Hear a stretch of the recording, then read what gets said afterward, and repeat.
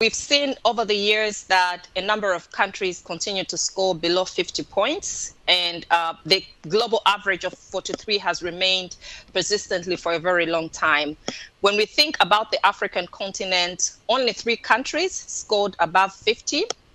That should be Mauritius, Botswana, and I think Rwanda. Those are the only 3 countries that scored above 50. So in a way, we are making good progress. But if only 3 countries out of 54 or 55 countries are scoring above 50, then you know that there's a problem. We keep talking about serious issues of corruption when it comes to Africa. You look at the scoreboard, Africa continues to score very, very low. Yeah. What should Africans do, or what should anti-corruption agencies in most African countries do to fight this plague? We are talking about perceptions. Perceptions are perceptions. Okay. There are people who say perception is reality. If perception is reality, can you tell me the exact monetary values? The Corruption Perceptions Index is a very good measure to get us to think about corruption and to get us to think about the magnitude of the problem. But we need to keep in mind that these are perceptions that we're looking at. We don't have actual monetary values of how much money has been lost to corruption in each of the countries. Okay, so it's individuals' perceptions, and perceptions are determined by a lot of things. There is also bias when you talk about perceptions. If you have a score of 100, it means that you're doing very well. Or any score in that higher range means you're doing well.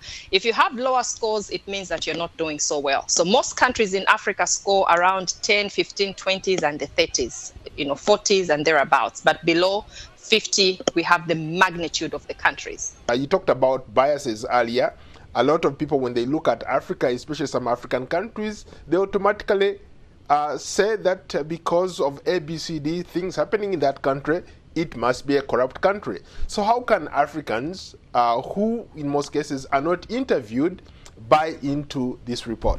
My goal here is not to discredit the integrity of the methodology that they use.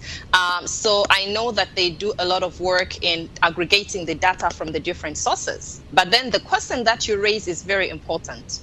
Who is being interviewed? And I think that's a very, very important question that we need to answer. Whose perceptions are we looking at? You just had a very, very successful anti-corruption conference at your university. Maybe break it down. What do you guys talk about? The Accountability in African Public Policy and Administration Conference. This was the 3rd time we were hosting it. We did the first one at the University of Pretoria 2023, and last year it was at James Madison University in Washington, D.C., and this year we're here in Harrisonburg. So we covered a range of topics. We're basically looking at accountability within the space of land and land administration, and this was drawn from the larger AAAD theme for the conference, which was land and freedom. So as you might know, land is a very contentious issue, especially in this day and age. So we had a very comprehensive conversation covering practitioners, covering people close to policymakers, diplomats in this case, and then also academics. So the real focus really going on forward with this conversation is to see how we can enhance scholarship on accountability, we can enhance scholarship on anti-corruption initiatives in Africa, and learn and share best practices.